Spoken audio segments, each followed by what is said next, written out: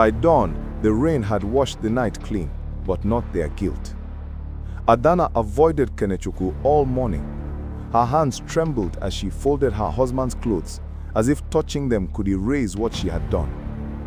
Kenneth tried to speak, but she wouldn't listen.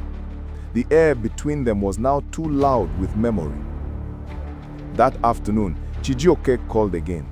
He said, "Prepare something special for dinner. I'm coming home tonight."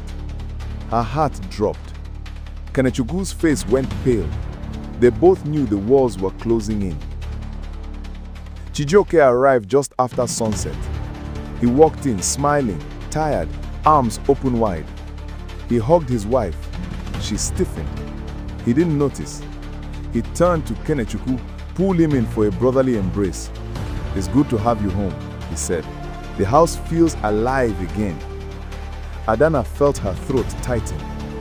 Alive, yes, too alive, with ghosts of what they had done hiding behind every look. At dinner, everything was too quiet. Chijioke asked questions. Kenneth gave short answers. Adana barely ate. But what neither of them knew was that the silence was being watched.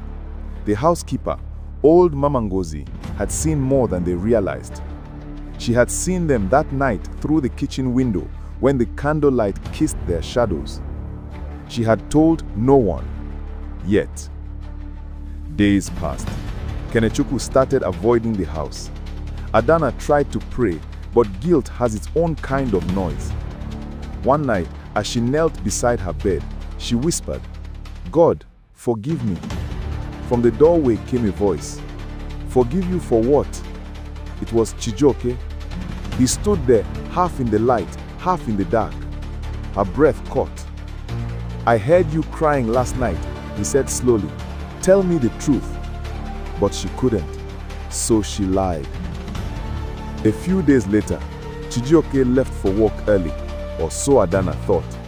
He returned quietly in the afternoon, stepping into the house unannounced.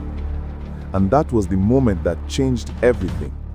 Through the open kitchen door, he saw his wife and Kenechukwu standing far too close. Not touching, not speaking, just looking at each other like silence was sacred. And that was enough. That night, Chijioke didn't come to bed. The next morning, he was gone. Left a note saying he went to the village for business. But he hadn't gone for business.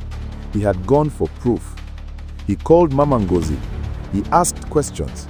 He bribed her gently, and she told him everything. Every word.